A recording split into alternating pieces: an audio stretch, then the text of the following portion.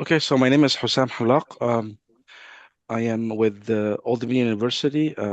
We have a research group, Web Science and Digital Libraries Research Group at ODU in Norfolk, Virginia. And we are working on mainly web archiving. This particular paper I'm presenting now is studies the archival rate of Arabic news pages and compares that to English news pages. So through this paper, we will talk about the importance of web archiving, um, why we feel focus on news web pages, and also we study the archival rate for Arabic and English.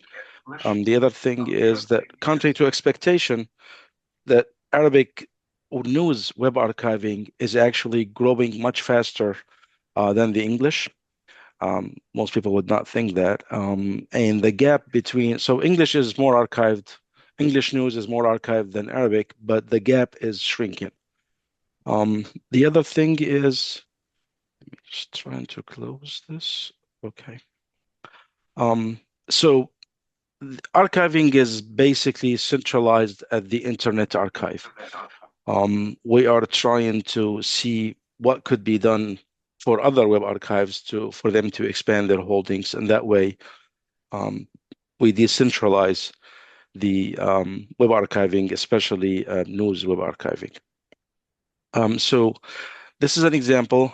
This page is from yesterday. It's Al Jazeera English, and this is how it looks like yesterday. If we go back um, in time, we can go back all the way up to 1999, and we can see this is the Wayback Machine, and we can see it has been archived about 360,000 times.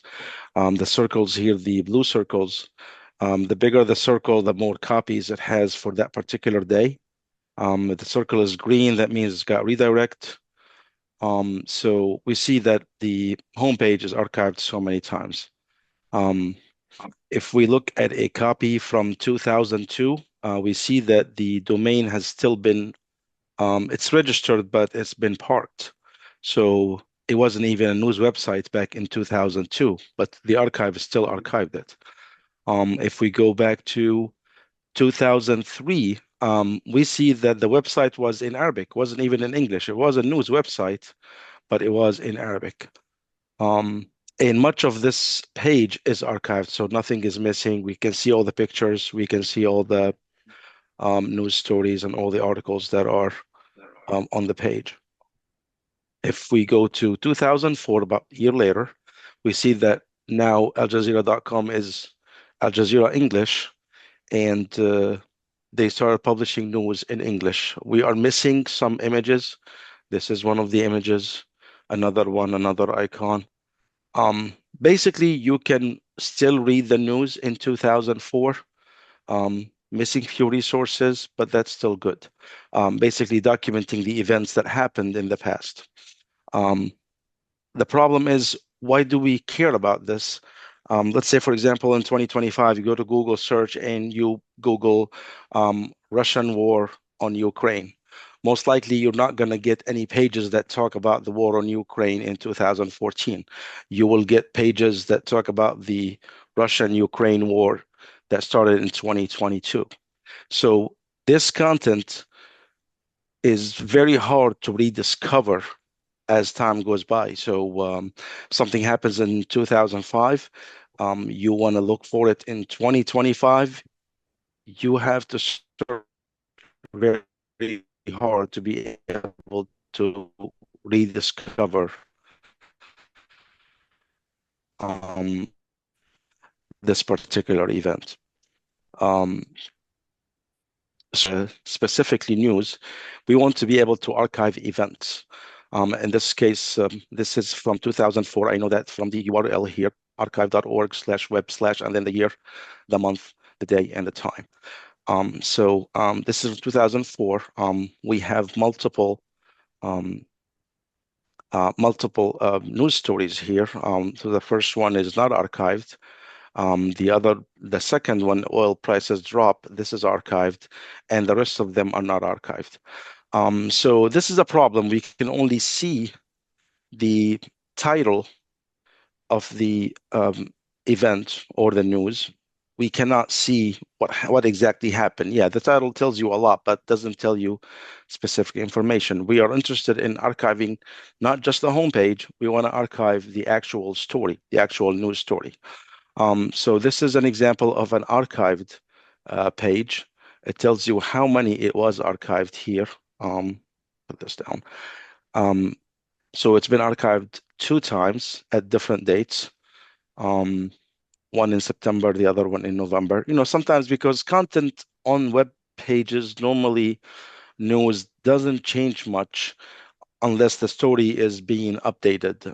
Let's say you have a mass shooting somewhere and there were 3 killed and 10 injured, and now we have 5 killed and 8 injured. Maybe that they'll just update the story and not publish a new story. So sometimes they get updated if the story is being updated on the website. So for the ones that are not archived, like this example, you can click on the link and see it has not been archived, not even once. So this story is lost forever. If uh, the news web page is gone, if for because we have link rot, so the average age for a web page is 2.3 years. Um, that is probably less true about news because they have the funding to keep the pages going. But web pages eventually they go, they are live, and then all of a sudden they are forwarded, not found. Um, this is another example where at crawl time it got the link. So again, this page is not archived. Why we care about Arabic? So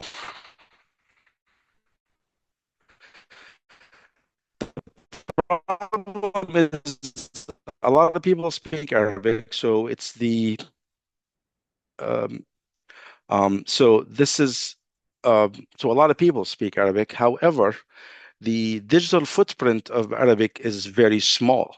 We don't have a whole lot of Arabic content online. Only 0.5% of web pages are in Arabic. So we have a lot of people that speak Arabic, but not not much or not enough Arabic content on the web. So we are interested in preserving this rare content that is pretty hard to rediscover after a while. So what did we do? We collected 1.5 million live URLs from 4 news outlets, put them in a data set. We selected 4 news outlets for, they are the prominent news outlets: Al Jazeera, Arabic and English, Al Arabiya, and Arab News. Um, Although Arab News, it says Arab News, but it publishes in English about the news basically in the Arab world and has some international news. Then we compare the archival rate for Arabic news pages and English news pages between 1999 and 2022. So our data set has URLs and stories that are live on the live web from 1999 to 2022. And the 1.5 million pages, they will be sent to the Internet Archive to be archived. So collection methods, we tried multiple methods. We tried Twitter. So basically, if you follow some of these news outlets, Twitter accounts, they publish their stories on Twitter. Not everything, but they publish stories on Twitter with the links. So parse their tweets or posts on X and then extract the URL. We can also use RSS feeds. The news website offers. Basically, it keeps cranking out news stories all day long as they publish them. Not everything is in the RSS, but a good portion of it. The other thing is we use GDELT, and this is a library that is online, basically an event data set. It's very large. And also we use sitemaps. So we compared all of them and we found that sitemaps give the most URLs. So our URLs come from sitemaps. So for example, this is Al Jazeera Arabic on Twitter or X. They have 113,000 tweets. So let's say every tweet has a URL, which is not always true, but let's say they all the tweets they have URLs, and these URLs lead to Al Jazeera Net, and it is a um, a news story. So we get 110 or 113,000 URLs. On the other hand, if we use sitemaps, and this is a screenshot of our data set, if we use sitemaps, we get 816,000, so almost 817,000 URLs. So we get a lot more from sitemaps than we can get from Twitter, and also cheaper because you can parse sitemaps for free. On the other hand, Al Jazeera on it, if you want to use the Twitter API now, it charges money to because it after Elon Musk had bought X or Twitter, basically they ended the free access on their API. So you have to pay money to be able to use their API. The other thing is for RSS. So sometimes RSS is kind of old news for a lot of people, a lot of websites. So it's mostly, a lot of times it's outdated. A lot of times it's not even offered. And sometimes you have to monitor a lot of RSS feeds. So for example, here, the Middle East RSS feed for BBC Arabic has not been updated since 2014. So they don't have anything after 2014. For Al Arabiya, it's still working. However, they have 9 different RSS feeds to be monitored to be able to collect from them. The other thing is most RSS feeds do not give historical data.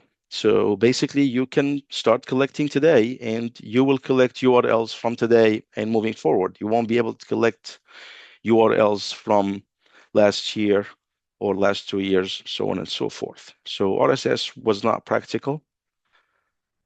GDELT. So GDELT, it's a very large data set.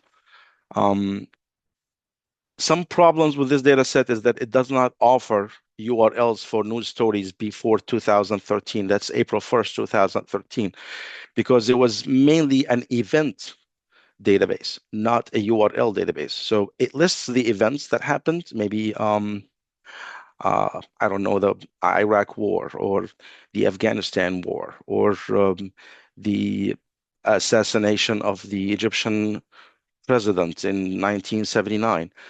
But it does not list any URLs or um, any sources, basically. So you don't have a source. And this is from their documentation. So anything that is not daily updated files, which started in 2013, it does not have the source URL. So basically, we have a list of events. We don't have anything to archive because we're mainly interested in web archiving. So that's another thing. So basically, the knowledge graph, this is something we could use, and this started in 2013. So from 2013 moving forward, we can use GDEL to collect URLs. However, by design, GDEL does not have any source URLs before 2013. So this is an example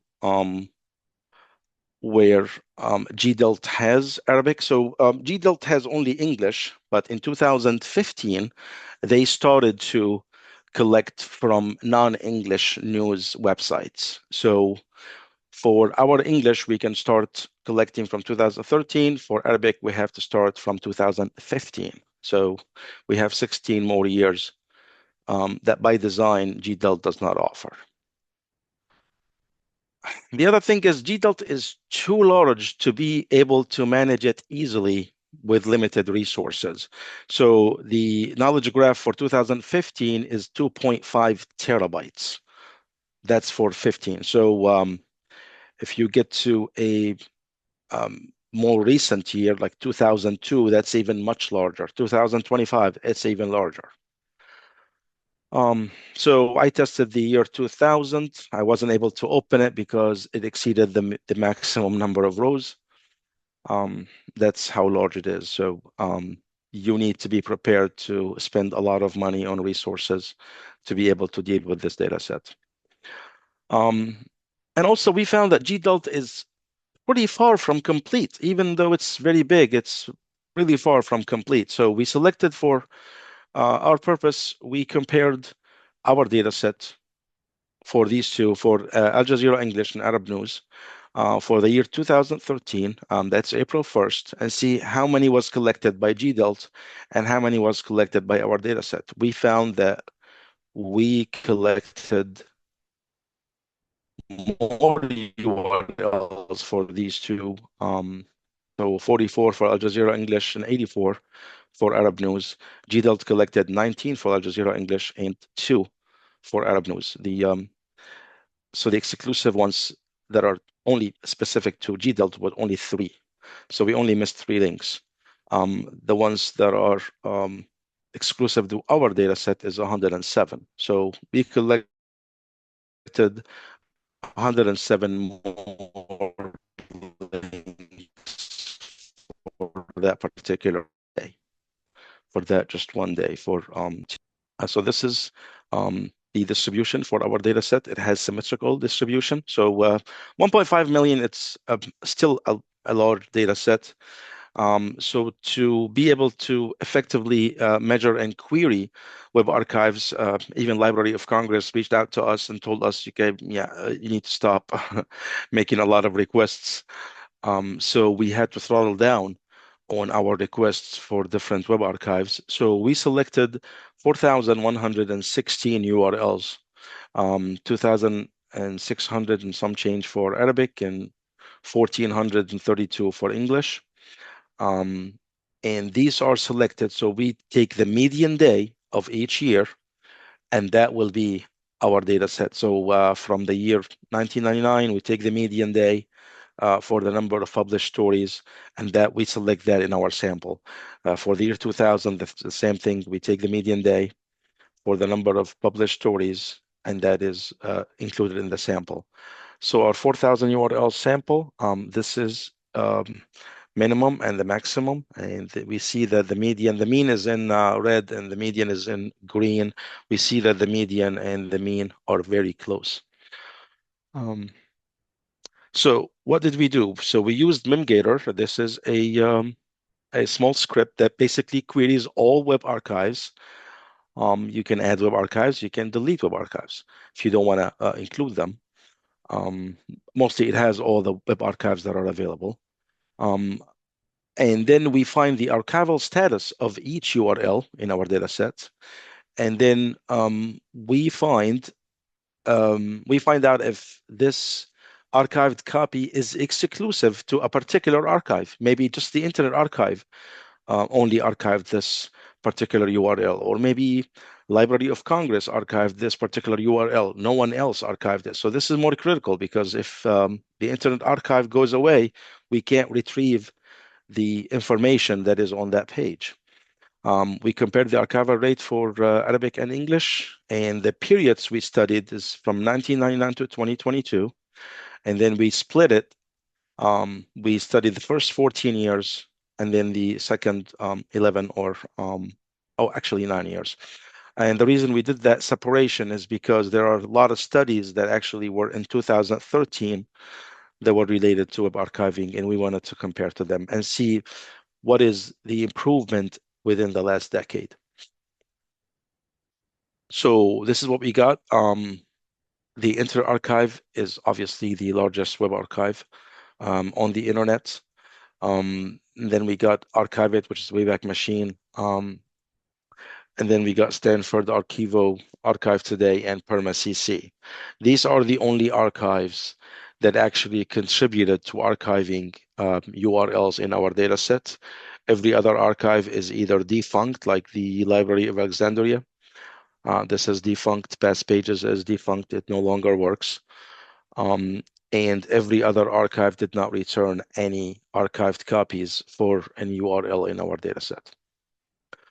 So in general, on On the left, we will see the Arabic. On the right, we will see the English. The archival rate is increasing. So this is from 1999 to 2022. The archival rate is increasing in general for Arabic. It's increasing in English, but the increase is less prominent um, in English. Um, what did we find? We found that the archival rate for Arabic is 53% between 1999 and 2022. For English is 58%, so it is more. Um, the increase from 2013 to 2022 for Arabic is from 24% to 53%, so that is more than double. But the increase in English is very moderate. It's from 47% to 58% between 2013 and 2022. So it's increasing, but it's at a slower rate. We found that 99.6% of Arabic news archive pages only exist in the Internet Archive. That means if the Internet Archives goes away or shuts down, we will lose almost all Arabic news web pages that are archived. Um, this is less of a problem for English news, but still a problem because 87% of that should be English. I'm sorry, not this. Yeah, I should have changed this to English. So 87% of English news is archived, only exists in the Internet Archive. These graphs here show that the Internet Archive is not only larger than the sum of all archives, but also it's much larger. So this one shows the percentage of archived Arabic news on the left, and basically the percentage is a lot higher. So the red is the Internet Archive, and the green is the union of all other archives.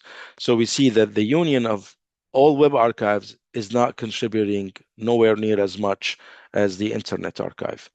The same thing for English, but you see on the right here, for English news web pages, other archives are contributing a little bit more.